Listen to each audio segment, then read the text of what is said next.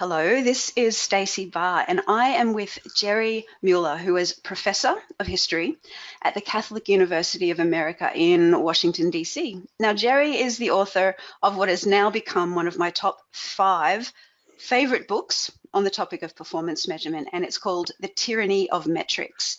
And this is why I'm just so pleased that Jerry agreed to join me for this interview. Now, Jerry is the author of many other books, including Adam Smith in His Time and Ours, and The Mind and the Market, Capitalism in Western Thought. And Jerry also has a 36-part lecture series, Thinking About Capitalism, and that's available from The Great Courses. Jerry also writes and lectures about a variety of historical and contemporary subjects. His essays on matters of public policy and international affairs include 2 cover articles in Foreign Affairs. One is Us and Them, The Enduring Power of Ethnic Nationalism, that was in 2008, and another is Capitalism and Inequality, What the Right and the Left Get Wrong, and that was published in 2013. But today, I'm keen to talk with Jerry about his latest book, The Tyranny of Metrics. Now, as a professor of history, we can all be well assured that Jerry Muller's research into the context and facts about the tyranny of performance measurement is deep and thorough. That's absolutely the feeling that I had when I read the book. And to me, the tyranny of metrics gives us the best evidence that I have ever come across for why measuring for reward and punishment just does not work. So Jerry, thank you so much for sharing your time to discuss a few of the ideas from your book. Thank you, Stacey, for reaching out to talk to me. Brilliant. Let's jump straight in. The first question I have for you, Jerry, is because we have something of a terminology problem in the performance measurement field. I'm asked questions about this so often. Different people give different definitions to terms like KPI, measure, metric, and loads of other terms. It might help us if we start, Jerry, with what do you mean by that term metrics, and in particular, another term that you talk about in your book, metric fixation. Mm-hmm. Well, by metrics, I mean what we usually mean by metrics, that is using numbers to monitor performance. So it can take the form of key performance indicators or ratings, rankings, all of those kinds of things. That's what I mean by metrics. By metric fixation, I mean a more peculiar syndrome. So it's based on several things. One is the attempt to replace judgment that's based upon experience and expertise with standardized measures of performance. So the notion is judgment is biased, or it's unreliable, or what have you. So let's get rid of judgment.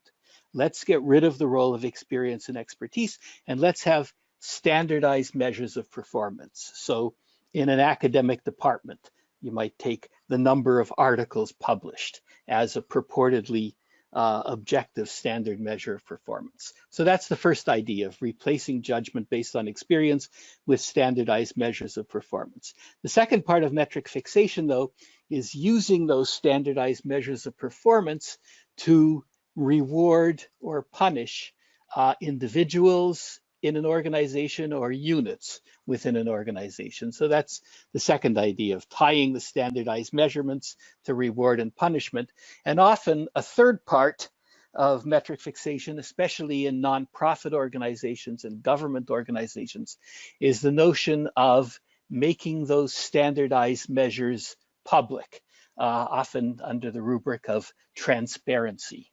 And my contention is that it's the combination of those things that seems very intuitively plausible as a way of improving organizational performance, but more often than not turns out to be dysfunctional. Indeed, I see plenty of that dysfunction, and correlated with exactly those things you've described, Jerry, the standardized metrics replacing experience and wisdom, and the use of it for reward and punishment, and that transparency piece as well. So it's probably fair to say that the tyranny of metrics and this metric fixation problem comes in part from the use of metrics to transparently judge people, to judge teams, and to judge organizations with those standardized metrics, rather than using metrics for improving performance collaboratively. Is that a fair thing to say? Yes, measurement certainly can be useful, and sometimes it's indispensable. But it depends on how those measures are developed, on who uses them, and how. So Yeah. I'm sure we'll explore this more, but they tend to be most useful when they're developed by the practitioners themselves, and they're used to measure things that the practitioners think are appropriate. And then when the practitioners themselves use the measurements to analyze or evaluate how they're doing. So tests in schools, for example, make a lot of sense when the teacher or a group of teachers design the test to evaluate how their students are doing. It takes on a very different meaning when the results of those tests, when either the tests are developed by someone external to the school system, and then when those tests are used to reward or punish the teachers or the schools. So measurement is, as I say, all sorts of measurement can be useful. It depends on who develops them and how they use them. That's that's got me thinking a little bit, Jerry, about this feeling of how measures can evoke in people either a feeling of defensiveness from the fear of them being used against them, or evoke in them a feeling of ownership and curiosity that can drive them to learn and improve things. Mm-hmm. Yes, I agree. Everyone who, almost everyone in any field will find that if there are measures, that there are things that, there are tests, there are measures of performance that are going to be useful, but they have to feel that they've played a role in developing those, and feel it not because they've been propagandized into it, but because they actually have played a role in developing it. And often the kind of exchange of information between colleagues that takes place in developing the measures of performance can itself be the most valuable part of the process, especially because used properly, I think measures of performance are not a kind of one-shot deal where you develop the measures and then you're going to use those measures continuously in the same form, iteration after iteration. It may very well be that because of the experience of using them, you see that the measures need to be changed or fine-tuned, either because you see that there were problems with the measurement to begin with, or because people have begun to game the metrics, or because your organization has changed. So, if measurement is a kind of way station through which colleagues use their expertise and experience to figure out what to measure, and then use their expertise and experience to figure out how much weight to give to the things that they have measured compared to things that they perhaps haven't been able to measure, or perhaps that can't be measured, and then use their expertise and experience to collaborate to evaluate how useful those measures have been and how they might be altered or improved. In all those ways, when you combine judgment based on experience and expertise with measures, then you have a very potentially profitable formula. Beautifully said. That's buy-in or engagement or ownership in this field of performance measurement is something that's constantly overlooked, and you've just described it beautifully, what it looks, sounds, and feels like. Yeah, and I just want to return to that word buy-in, because I notice it's actually used sort of in two different ways. One is the way in which I think you and I would use it, that is buy-in because practitioners identify with the measures because they've played a role in developing and evaluating them, versus the notion of buy-in as we outsiders in management are going to figure out some measures, and then we're going to sort of propagandize the people below us so that they will purportedly buy in. It's sometimes used in that sense, and I think that's a distortion. There are different meanings for sure. The second way you described buy-in, I call that sign off. We're trying to get people to sign off on this and just help us move on, but that's a Yes. rabbit hole, that one. Yeah. So, Jerry, when metrics or performance measures of any kind really are used to judge, to compare, to reward and punish people or teams, you talk a lot about what the consequences are. So what are they? And I guess what I'm asking about here are the negative consequences of that, and largely the reason why you even chose that word tyranny in the first place. Yeah. So a lot of my book is about the negative consequences, and I use the term tyranny because when metrics are misused in the way they are in what I call metric fixation, it can lead to a sense of demoralization. The metrics come to feel oppressive, confining, distorting, and that takes a number of different forms. First of all, there's the phenomenon of what you might call misplaced focus or goal diversion. That is to say, when certain things are measured and rewarded, people will sometimes then focus all of their attention on the things that are getting measured and rewarded at the expense of other functions of the institution or other aspects of their professional roles that aren't getting measured. And if people know that, they have a sense that they're responding to these external rewards and punishment, but they're actually doing the wrong kind of thing. Related to that is if you're not, there are some things that are really difficult or almost impossible to measure, but that are really important in organizations, like cooperation among staff or mentoring of more senior people by more junior people. And one of the effects of metric fixation can be to lead to a decline of that kind of cooperation among staff. And that also leads to demoralization of staff. And then there's the fact that metric fixation leads to infinite forms of gaming the metrics, that is, improving the measured performance in ways that are at odds with the actual purpose of the organization. So to take a few examples, in the realm of business, there was this recent case of Wells Fargo, this major American bank, where the top management decided to impose quotas on employees for what they called cross-selling, that is, signing up banking customers for additional services like overdraft coverage or credit cards that were more profitable for the bank. So under pressure from the people at the top, lots of people in Wells Fargo at lower levels responded by signing up people for services that they hadn't asked for, and that ultimately led to a scandal and seriously damaged the public reputation and ultimately the stock price of that bank.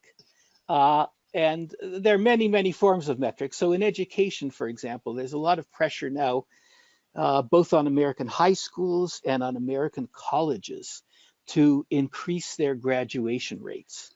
So the easiest way of increasing graduation rates is to lower the standards for graduating.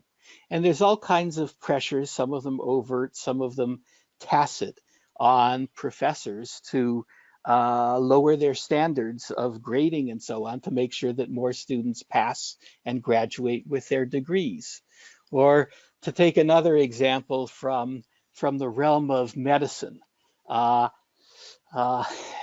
was a case that got a lot of publicity in the New York Times at the beginning of this year of a Veterans Affairs hospital in Oregon that was very concerned with its public metrics, with the number of stars that it was getting in the Veterans Affairs ratings system. So when sick veterans came in, including very sick veterans, they were often either sent home or sent to some other hospital across town in order to keep up the mortality rates at the hospital. That is so riskier patients were turned away. And this Wow. goes on a lot in medicine and in other fields too. It's sometimes called, it goes under a number of names. You can call it creaming, you can call it cherry picking, you can call it selection bias. And Hmm. then another thing that goes on, another form of gaming is improving the metrics through distorting the information.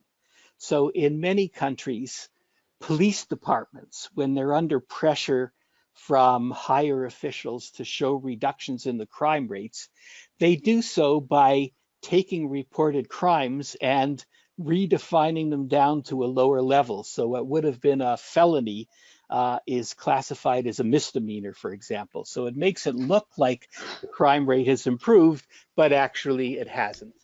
And then another negative aspect of a metric fixation, which also is demoralizing for employees and people above the level of employees, is short-termism.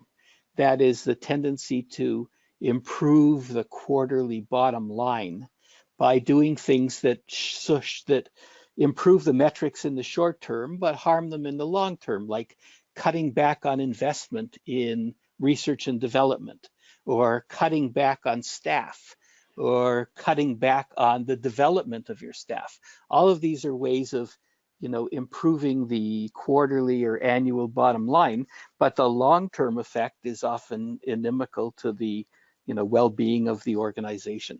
So those are some of the many things that go wrong. And one of the reasons I wrote the book is because I think many people who work in a variety of organizations in business, in government, in education, in nonprofits, where this is an increasing phenomenon too, they have a sense that this metric fixation, they don't have a word for it, but they have a sense of it, and that it's making their lives more miserable and their work less productive and their organizations less effective.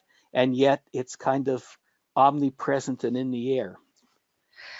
Well, we have a word for it now, or a term for it, which is metric fixation, and I'll Mm-hmm. be referring to that a lot more. Look, I've read your book, Jerry, and just hearing you go through all those examples again, I've just got this really heavy feeling of just how overwhelming the problem is. Mm-hmm. How different would the world be if we didn't have metric fixation? Like how different would it be if we used measures to improve and to learn rather than to try and control and oppress? Really baffles me. Well, yeah, it certainly would be a better place, and those organizations who have learned how to do that, sometimes by a process of trial and error, I think do appreciate that it has made their organizations more effective. Yeah, we need to focus more on them, I guess. From another point here, Jerry, in measuring so much that organisations do, but in such a way that that the purpose of measurement isn't fulfilled, Mm-hmm. have you got any thoughts about the estimated cost of all the wasted data collection, all the wasted analysis and reporting and decision making that happens as a consequence of all of this bad measurement behaviour? Right. So I have no way of putting a percentage figure on that, and surely it differs from organization to organization. I think what strikes me most is how hard it is to estimate the costs. That is because a lot of the costs, some of the costs are the increased time that practitioners have to put into inputting the uh, data, and Mm-hmm. then that some other people have to put into analyzing the data. And again, data and measurement that is parsimonious and used for the right purposes, that might very well be worth their time. But when you're collecting data that is not very worthwhile or even at odds ultimately with the purpose of the organization, then it's time wasted. But that data is partially gathered by people who are paid to gather and analyze data. So you can look at their salaries, but then there's also all the time and of all the practitioners who are required to input data. I don't know how it is in Australia, but in the United States, this has become a huge issue in medicine, where physicians and to some degree nurses have to spend more and more of their time inputting data into electronic databases. Now, there's some real advantages to those electronic databases, Yeah. but it's made in many aspects of medicine, it's made medical life less satisfying, and it's meant that doctors are putting in more time in functions that either they're not getting paid for because they're doing this after their nominal work hours, or they're Mhm. doing it at the expense of face time with patients and so on. So so the costs of measuring are really hard to calculate, and they have to be balanced out against the costs of not measuring. And of course, sometimes that's a very real cost too. Indeed, it is. Absolutely. I did an experiment with one of my clients a long time ago now, but we looked at the number of reports that it was a business unit inside of a larger organization, and Uh-huh. this business unit we knew how many reporting analysts were working on the measures, how much time they spent putting the reports together, and I think we worked out that just for them alone, it Mhm. was nearly $1 million a year to produce it, and nobody was using the performance reports. And that Uh, didn't include what you've said, Jerry, about all the time it took for the actual operations people to collect the data as well. right. So it's a frightening number. Uh-huh. And people in an organization who specialize in the use of data, I think, have a propensity to discount or overlook the time that's required by those actual Yeah, practitioners in the field. yeah, for sure. And I've had a career in measurement that's more than 20 years now. So I've spoken to a lot of people out in the field, and it's the number one complaint I get is, I collect all this data. What happens to it? Is it useful? Should I keep Uh-huh. collecting it? It's taking so much of my time. So yeah, Uh-huh. absolutely. So we're dwelling a fair bit on how measurement goes bad and how it's done so poorly. Yes. But let's switch a little bit, Jerry, and talk about maybe what some of the essential features are of measurement Mhm. used properly. Mhm. Right. So I would say there's a few elements. First of all, we've already referred to this, that the input on putting together the measurement should come not entirely, but in good part from the practitioners themselves, because they usually have a better sense of what things are really important to measure and what things may be more peripheral or more Mm, superfluous. And then, as I've said, it's important that it not just be a one-time process, but it be an ongoing process of regular reevaluations of whether one is measuring the right things or whether the things that ought to be measured have changed over time. So another factor I think would be, I tell people, don't succumb to measurability bias. That is only taking into account what is most easily measured. And this happens in a lot of fields. Since I've written my book, I've been in contact with people from the advertising profession. And they tell me that many companies now are abandoning traditional branding, which included advertising in a wide range of venues to, sort of get a general message across about the product. And they're abandoning that in favor of only advertising in venues that can be counted through clicks. So they're moving their advertising almost entirely to, say, Google and Facebook, because they can get a tangible measure. They can get a number, and therefore the thinking goes, that's more objective, that's more practical. So that's an extreme case, but it's more and more ubiquitous of this yeah. measurability bias, thinking that what you should measure are the things that are most easily measured. And Mm, then there's the question of how to use the data that we've already referred to, but it's worth underlining. And that is, measurement can really be useful when it's used by practitioners for analysis and diagnosis of how they're doing. So if and they can look at how other units or other practitioners are doing, and if they're doing better according to some measure that everybody agrees is really important, then practitioners can learn from one another. So it's the question of using these for learning, that is analysis and diagnosis, not for extrinsic reward. Now, I'd make one exception in that regard, and that is sometimes when the goals of the practitioners align with what's being measured, then sometimes reward can actually help increase people's intrinsic motivation. So, for example, in a hospital unit where issues of patient safety are important, say the case of central line infections that I discuss in my book, if the practitioners, that is the doctors, the nurses, the hospital administrators, agree that reducing those infections is a priority, and they use the measurement for diagnosis, if there are then monetary incentives attached, that is units or hospitals that do a better job get some kind of reward for that, that extrinsic monetary motivation can sometimes actually boost intrinsic motivation if the two things go together. Again, if what's being monetarily rewarded are things that the practitioners themselves think are really important. So I think those are the general rubrics I'd lay out.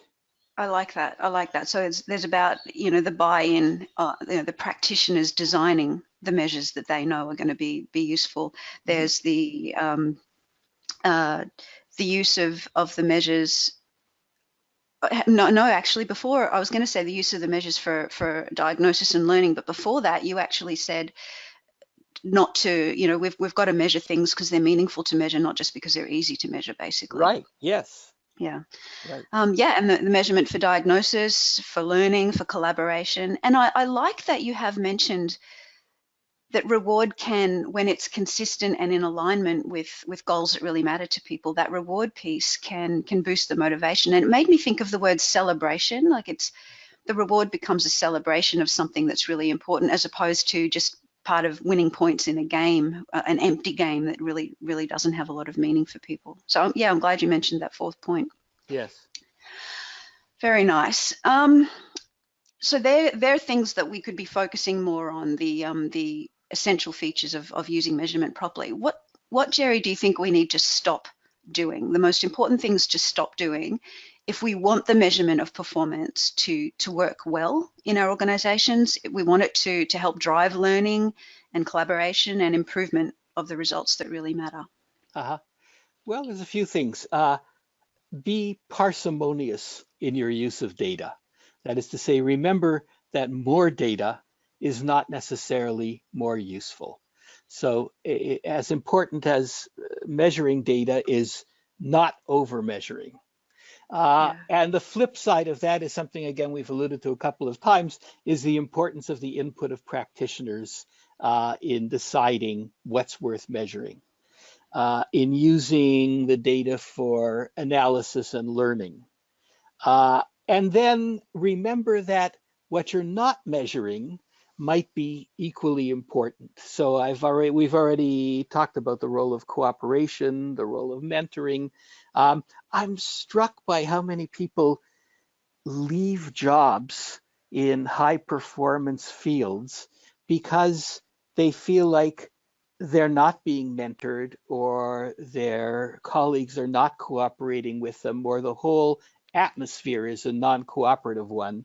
And by contrast, how many people stay with firms or companies or universities or departments, even though they could be doing better monetarily elsewhere, because they do feel like they're part of a collective enterprise. They feel like they're growing. They feel like the people above them and beside them care about them. They feel like they're doing something for the people below them by training them and monitoring them. All those things are intangible. They're hard to measure, but they're no less real.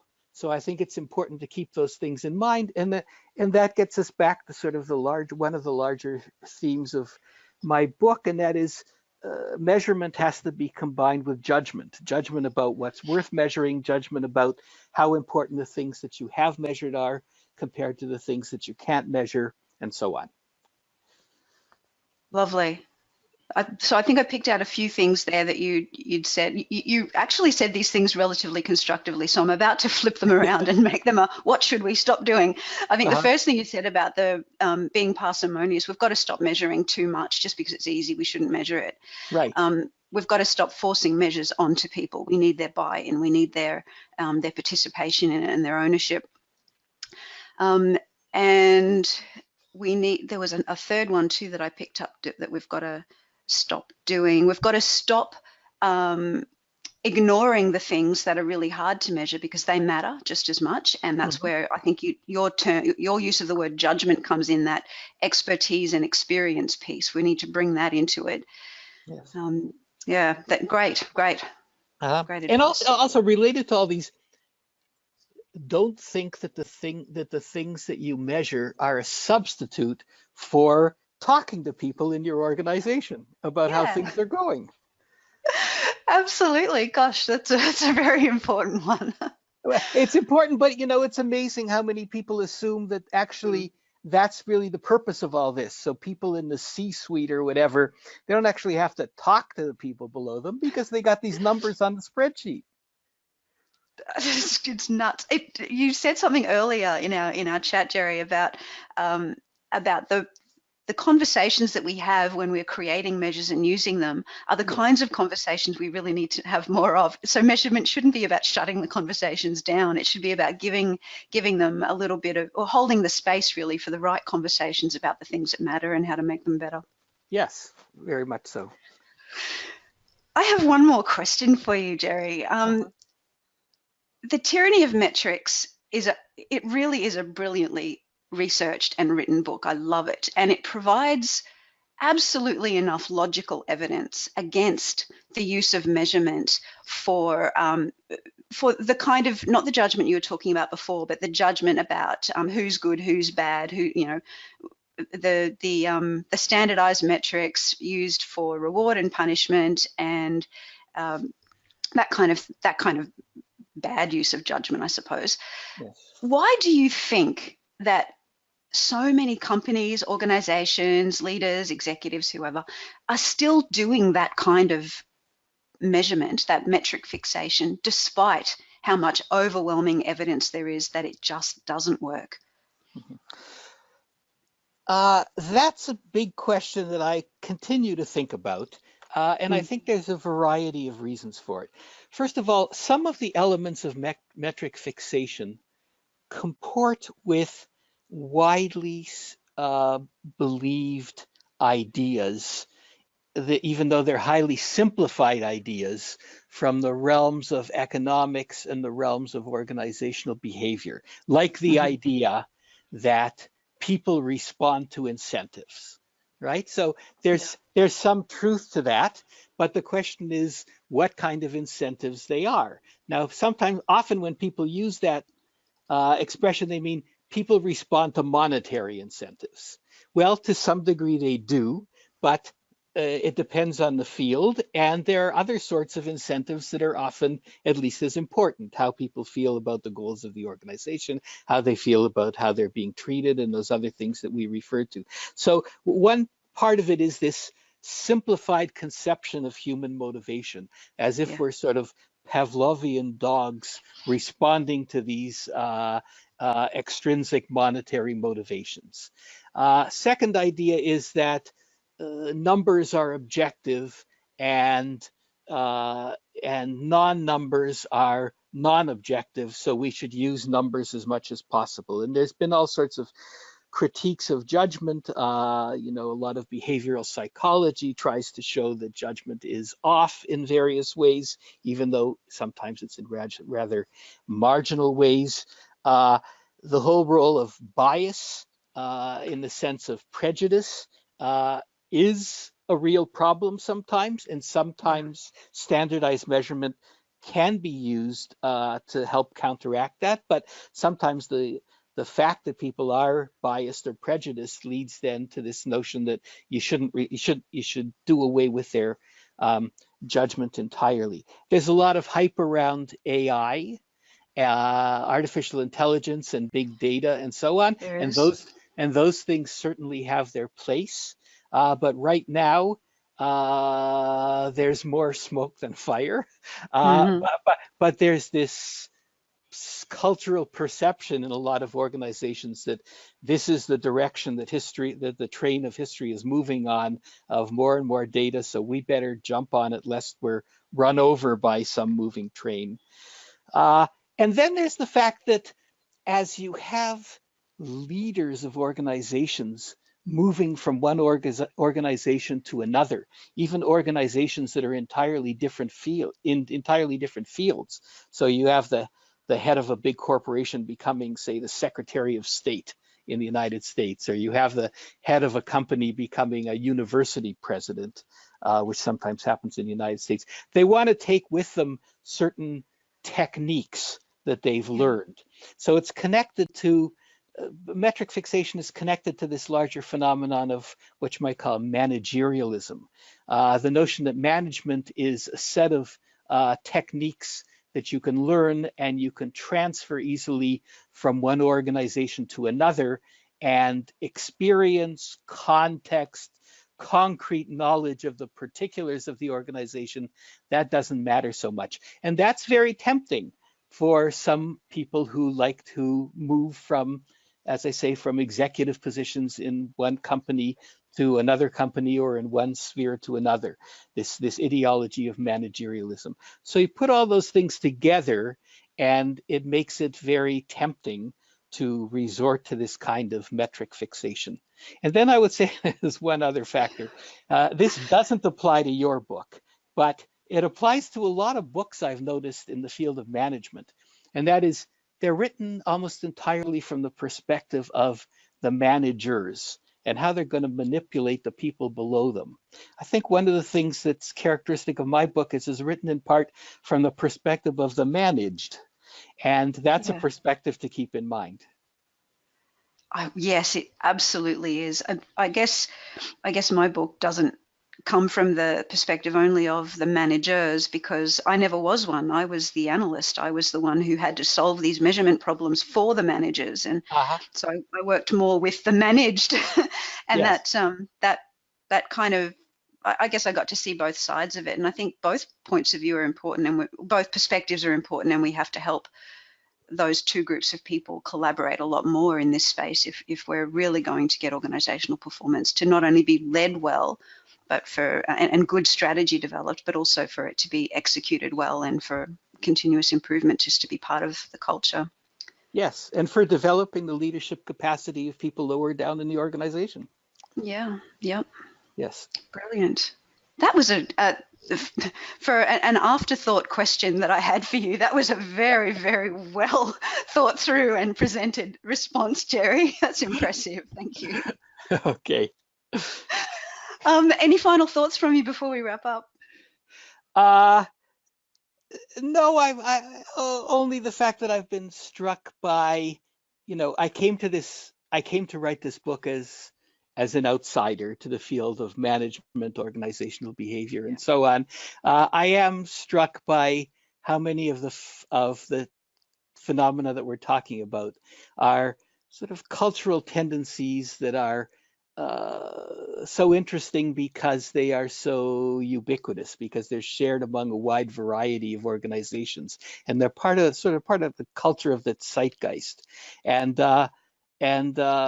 it's kind of interesting to be a critic of that zeitgeist that's also trying to tangibly help people in organizations to have happier, healthier, and more productive organizations. Beautiful. And you really are a great person to do that, because like you said, you've come at it from outside the field in a sense, and you've looked at it through the eyes of a history professor, which is a very unique way of looking at things. And I think you've just made such an incredible contribution to the performance measurement, performance management field through this book, Jerry. So thank you for writing it. And thank you for reading it and paying attention.